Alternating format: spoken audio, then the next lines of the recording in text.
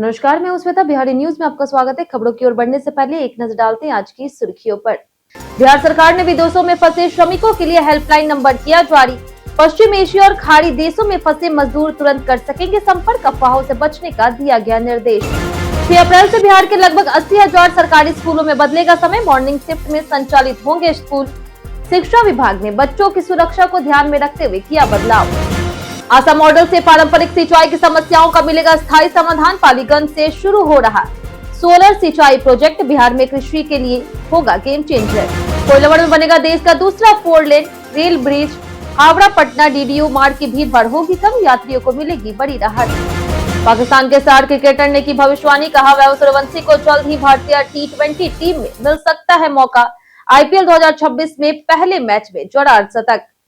बिहार सरकार ने विदेशों में फंसे श्रमिकों के लिए हेल्पलाइन नंबर किया जारी। बिहार सरकार ने पश्चिम एशिया और खाड़ी देशों में तनावपूर्ण हालात को देखते हुए प्रवासी श्रमिकों के लिए आपातकालीन हेल्पलाइन नंबर जारी किया गया। श्रम संसाधन और प्रवासी श्रमिक कल्याण विभाग ने फंसे श्रमिकों और उनके परिवारों को त्वरित सहायता देने के लिए 1800-118797 और +91112301121113 या फिर +911123014104 या फिर +911123017905 जैसे नंबर उपलब्ध कराए गए। इसके अलावा Bahrain, Iran, Iraq, Kuwait, Qatar, Saudi Arabia, UAE समेत अन्य देशों में भारतीय दूतावास भी हेल्पलाइन सेवा दे रहे हैं। सरकार ने श्रमिकों और उनके परिवारों से अफवाहों से बचने और केवल आधिकारिक नंबरों पर संपर्क करने का निर्देश दिया। महावीर मंदिर में श्रद्धालुओं की संख्या गिनने बेंगलुरु से लाई गई मशीन। महावीर मंदिर में श्रद्धालुओं की संख्या गिनने के लिए बेंगलुरु से लाई गई मशीन। आज चैत्र मास की पूर्णिमा, हस्त नक्षत्र और ध्रुव योग में हनुमान जयंती मनाई जा रही। पटना के महावीर मंदिर में इस अवसर पर विशेष तैयारियां की गई। मंदिर को फूलों से सजाया गया और श्रद्धालुओं की भीड़ के लिए सरकारी और प्राइवेट सुरक्षा बल तैनात किए गए। भीड़ काउंट करने के लिए बेंगलुरु से आधुनिक मशीन मंगवाई गई। 80 टन क्षमता वाली AC मशीन भी लगाई गई। श्रद्धालु हनुमान चालीसा, बजरंग बाण, सुंदरकांड और सत्यनारायण पूजा करेंगे। पूजा में तेल, सिंदूर, ध्वज दान और रोड प्रसाद का भोग अर्पित किया जाएगा। सीएम नीतीश कुमार को सत्ता छोड़ने के बाद भी मिलेगी Z+ सुरक्षा। मुख्यमंत्री नीतीश कुमार को Z+ श्रेणी की सुरक्षा प्रदान की गई। यह सुरक्षा उन्हें मुख्यमंत्री पद छोड़ने के बाद भी मिलेगी। गृह विभाग की विशेष शाखा ने मंगलवार को आदेश जारी किया और पुलिस महानिदेशक तथा DG को सुरक्षा सुनिश्चित करने का निर्देश दिया। सीएम नीतीश कुमार राज्यसभा के लिए निर्वाचित हुए और 30 मार्च 2026 को विधान परिषद की सदस्यता से इस्तीफा दे चुके हैं। Z+ सुरक्षा देश में VVIP के लिए उच्चतम श्रेणी है, जिसमें करीब 55 प्रशिक्षित पुलिसकर्मी, NSG कमांडो, SPG अधिकारी और स्थानीय पुलिस 24 घंटे सुरक्षा में तैनात रहते हैं। 6 अप्रैल से सभी स्कूल मॉर्निंग शिफ्ट में होंगे संचालित। बिहार में बढ़ती गर्मी और हीट वेव को देखते हुए शिक्षा विभाग ने सभी सरकारी स्कूलों का समय बदलकर मॉर्निंग शिफ्ट लागू किया। 6 अप्रैल से लगभग 80,000 स्कूल सुबह 6:30 बजे से प्रार्थना सभा के साथ खुलेंगे और 7 बजे पढ़ाई शुरू होगी। 9 बजे 40 का ब्रेक और 12:20 में छात्रों की छुट्टी तय की गई है, जबकि शिक्षक 12:30 तक स्कूल में रहकर समीक्षा और अगले दिन की योजना बनाएंगे। यह कदम बच्चों की सुरक्षा और स्वास्थ्य को ध्यान में रखकर लिया गया। निजी स्कूल भी बदलाव पर विचार कर रहे हैं। आशा मॉडल से पारंपरिक सिंचाई की समस्याओं का मिलेगा स्थायी समाधान। बिहार सरकार का नया आशा मॉडल किसानों के लिए एक बड़ा बदलाव लेकर आया। पालीगंज से शुरू होने वाले इस प्रोजेक्ट में पारंपरिक आहरों को रिनोवेट कर सोलर पावर से जोड़ा जाएगा, जिससे खेतों तक साल भर पानी पहुंच सकेगा। मानसून या फिर नहर में पानी कम होने पर सोलर पंप सिंचाई सुनिश्चित करेगा। किसानों को सिंचाई पर अतिरिक्त खर्च नहीं करना पड़ेगा। साथ ही सोलर पावर से उत्पन्न अतिरिक्त बिजली राज्य को बेची जाएगी, जिससे किसान को अतिरिक्त आय और कार्बन क्रेडिट मिलेगा। यह मॉडल पर्यावरणीय रूप से भी संवेदनशील और आर्थिक रूप से लाभकारी है। कोइलवर में जल्द बनेगा देश का दूसरा 4 लेन रेल ब्रिज।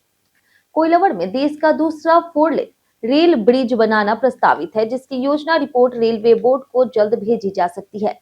ब्रिज का निर्माण लगभग 3,500 से 4,000 करोड़ रुपए में होगा और यह मौजूदा 2 लाइन वाले पुल के समांतर तैयार होगा। नए 4 लेन ब्रिज से एक साथ 3 ट्रेनें आ जा सकेगी, जिससे हावड़ा पटना DDO खंड की भीड़ भाड़ कम होगी और यात्रियों को राहत मिलेगी। इसके अलावा डीडीयू झाझा मार्ग पर तीसरी और चौथी रेल लाइन का निर्माण भी योजना में है, जिसकी अनुमानित लागत 17,000 करोड़ रुपए है और ये पूरे रेल नेटवर्क के विस्तार का हिस्सा है।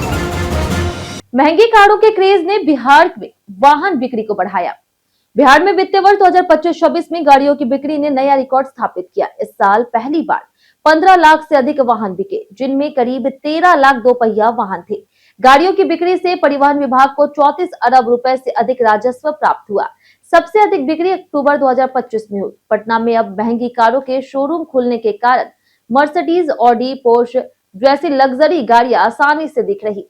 कुल बिक्री में 7.5 लाख पेट्रोल वाहन, 5.37 लाख पेट्रोल इथेनॉल वाहन, 1.25 लाख इलेक्ट्रिक वाहन और 24,000 सीएनजी वाहन शामिल है।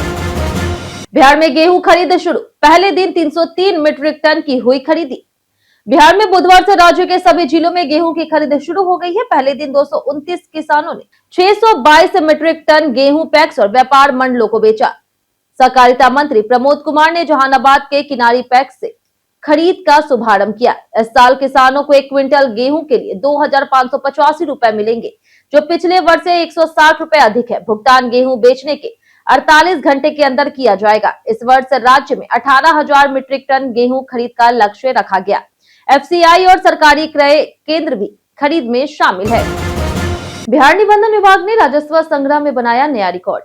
वित्तीय वर्ष 2025-26 में बिहार के निबंधन विभाग ने राजस्व संग्रह में उल्लेखनीय सफलता हासिल की। 8,250 करोड़ रुपए के लक्ष्य के मुकाबले 8,403.46 करोड़ रुपए प्राप्त कर 101.86% लक्ष्य पूरा किया गया। पटना जिला और दानापुर कार्यालय शीर्ष रहे, जबकि मुजफ्फरपुर, मधुबनी, समस्तीपुर जैसे जिले अपेक्षाकृत कम प्रदर्शन दिखाए।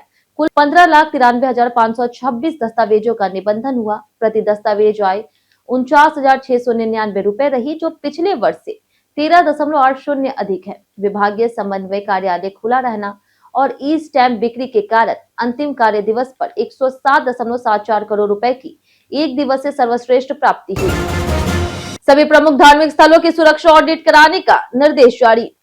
बिहार शरीफ के शीतला मंदिर में 8 लोगों की मौत के बाद डीजीपी विनय कुमार ने राज्य के सभी प्रमुख धार्मिक स्थलों की सुरक्षा ऑडिट कराने का आदेश दिया। सभी जिलों में मंदिर और धार्मिक स्थलों को चिन्हित कर भीड़ प्रबंधन, प्रवेश निकास द्वार, आगजनी और आपात स्थिति इंतजाम की समीक्षा कर रिपोर्ट तैयार करने को कहा गया। शीतला मंदिर में भारी भीड़ और प्रबंधन में खामियां पाई गई। नूरसराय में महिला के साथ दुष्कर्म प्रयास मामले में 8 आरोपित गिरफ्तार हुए। एक सप्ताह में चार्जशीट और स्पीडी ट्रायल कराने का निर्देश दिया गया। श्री सिंह ने बिहार में एआई आधारित डिजिटल प्रशिक्षण किया लागू।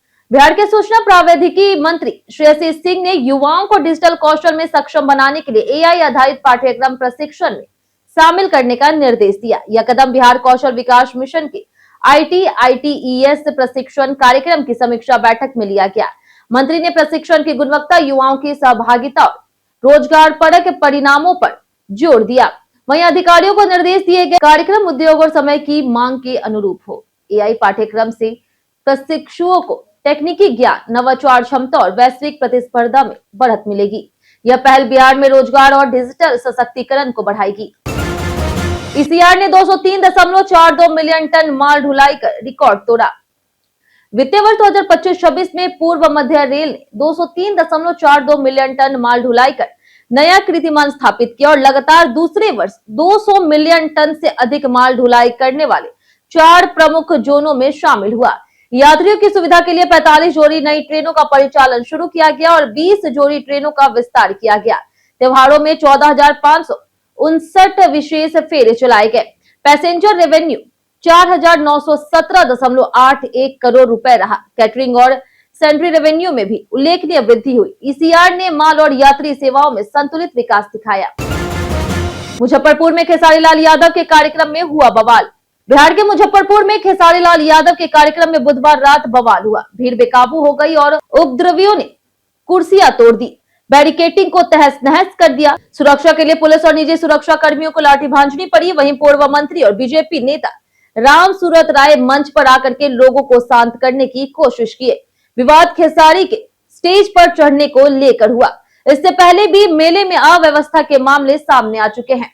कई लोगों को हल्की चोटें आई है, गंभीर नुकसान की सूचना अभी तक नहीं आई है। घटना का वीडियो सोशल मीडिया पर वायरल हो रहा। अवैध संपत्ति मामले में किशनगंज के एसडीपीओ 1 को हटाया गया। किशनगंज के एसडीपीओ 1 गौतम कुमार को पद से हटा दिया गया। बिहार पुलिस मुख्यालय ने उन्हें कार्यालय योगदान के लिए बुलाया और उनके स्थान पर एसडीपीओ 2 मंगलेश कुमार सिंह को अतिरिक्त प्रभार सौंपा गया। मंगलवार को आर्थिक अपराध इकाई ने उनके किशनगंज, पूर्णिया, सिलीगुड़ी और पटना स्थित 6 ठिकानों पर छापेमारी की थी। इस दौरान 1.94 करोड़ रुपए से अधिक की संपत्ति, कैश, जेवरात, 25 से अधिक जमीनों के दस्तावेज, क्रेटा थार जैसी गाड़ियां, मोबाइल और निवेश संबंधित कागजात बरामद किए गए। जांच में अवैध कमाई और निवेश के कई राज उजागर हुए। वैभव सूर्यवंशी के शानदार प्रदर्शन पर पाकिस्तानी क्रिकेटर ने भविष्यवाणी की। पाकिस्तान के स्टार क्रिकेटर कामरान अकमल ने वैभव सूर्यवंशी को लेकर के भविष्यवाणी की है कि अगर वह इसी तरह प्रदर्शन जारी रखते हैं तो उन्हें जल्द ही भारतीय टी20 टीम में मौका मिल सकता है। अकमल ने कहा कि सिर्फ 8 आईपीएल मैचों में वैभव ने कई रिकॉर्ड बना दिए हैं और उनके नाम आईपीएल में शतक भी है। आईपीएल 2026 में उन्होंने सीएसके के खिलाफ 17 गेंदों में 52 रन बनाकर के राजस्थान को 128 रनों के लक्ष्य तक पहुंचाया। अकमल का मानना है कि आईपीएल के बाद वैभव को अंतरराष्ट्रीय स्तर पर खेलने का मौका मिलेगा।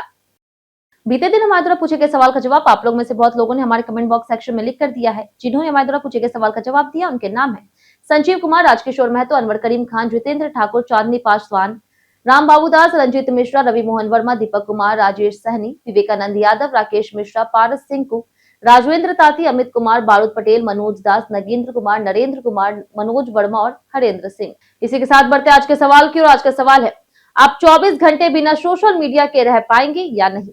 आप अपना जवाब हमें हमारे कमेंट सेक्शन में लिखकर जरूर बताएं। आज के लिए इतना ही। बिहार की तमाम खबरों के साथ बने रहने के लिए देखते रहे बिहारी न्यूज और साथ ही अगर यूट्यूब चैनल पर देख रहे हैं तो चैनल को सब्सक्राइब कर दें और अगर आप फेसबुक पेज पर देख रहे हैं तो लाइक और फॉलो जरूर करें।